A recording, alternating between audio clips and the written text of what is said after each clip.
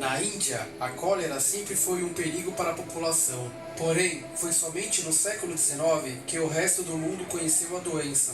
Nesse período, houve muito comércio com o uso de navios com a China, o Japão, a África do Norte, o Oriente Médio e a Europa.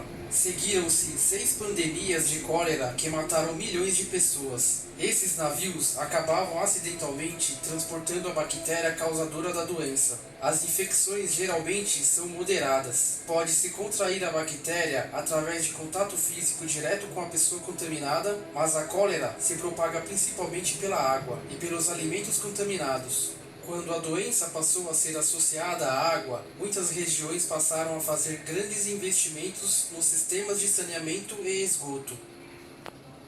Tuberculose.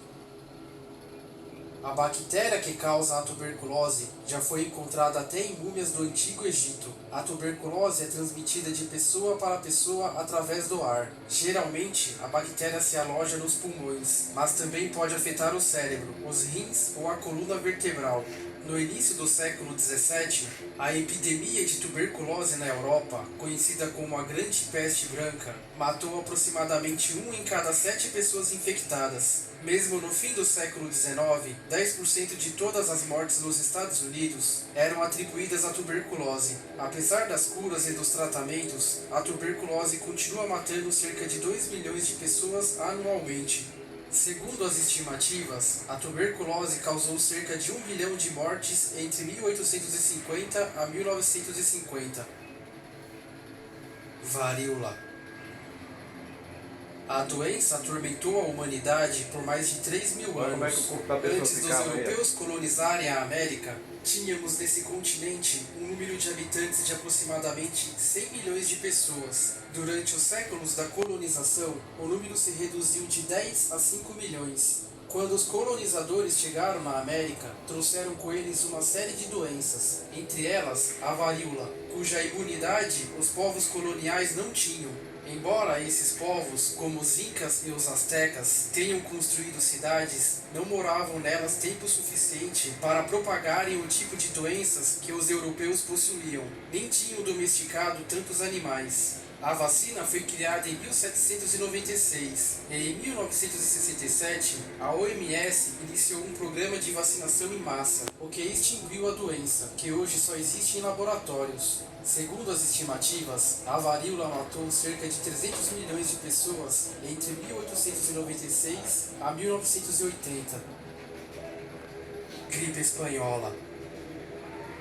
Em 1918, o mundo presenciava o fim da Primeira Guerra Mundial, que matou pelo menos 37 milhões de pessoas. Porém, logo após, a gripe espanhola, ou gripe de 1918, matou mais de 20 milhões de pessoas, e isso tudo em questão de meses. A gripe teria matado entre 50 a 100 milhões de pessoas. Muitos a consideram a pior epidemia registrada na história da humanidade, e posteriormente virando uma pandemia. O organismo das pessoas no mundo inteiro estava despreparada para a doença, que provavelmente ganhou força graças ao transporte de tropas e às linhas de abastecimento no fim da Primeira Guerra Mundial, espalhando o vírus para vários continentes e países.